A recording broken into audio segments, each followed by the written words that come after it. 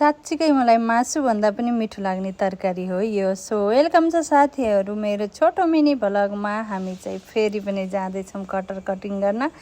अब होलीको बेलामा हामीले चाहिँ राति नै मासु खाइसक्यौँ। अब म चाहिँ खिजाइरहेको छु कि बुढोलाई, अब हामीले खसी काट्न जाँदैछौँ भनेर। यो चाहिँ भेज खसी हो। अब आफ्नो घरमा हुँदाहुँदै यति धेरै छ, खान मन त लागिहाल्छ 3-4 दिन बिराएर। त्यसैले मेरो बुढालाई काट्न लगाइदिए, रुखै चढ्न पर्ने थिएन क्या। हेर्नुहोस् यति तलै नै फलेको थियो। त्यसैले हामीले चाहिँ कटरलाई कटिङ गऱ्यौँ। बुढाले फेरि रगत चोयो भन्दै हुनुहुन्थ्यो क्या। भनेपछि मैले चाहिँ यो रगत चाहिँ यता चोर्नु हुँदैन है, यता वनतिर ल्याउनु भने।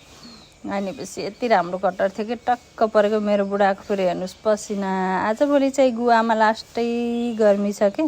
खसीले त बुढाको पसिनै निकालिदियो भनेर खिजाउँदै बुढोलाई कटर काट्न लगायो। अनि कटर काटिसकेपछि त साथीहरू अचम्मैको कुरा देखियो कि।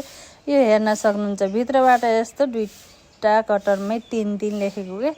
यस्तो पनि हुन्छ र आफैबाट नम्बर बनेको। यो के न होला, कसरी होला, म त अचम्म परे। आफैले के लेखे जस्तो गरेर कस्तो राम्ररी 3-3 नम्बर लेखेको। तर पनि ठिकै छ। मेरो बुढाले चाहिँ ओहो हाम्रो त भाग्य खुल्ने हो, यसलाई त नखाने हो क्या भन्दै हुनुहुन्थ्यो। अब त्यो लेखेको हुँदैमा अब त्यो खाना चाहिँ छोड्नु भएन नि।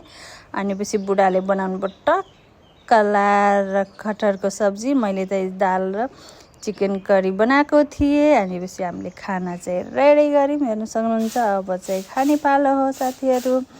बुढोले चाहिँ एकदम मिठो गरी खाँदै हुनुहुन्थ्यो। Thank you for watching my video. Bye by.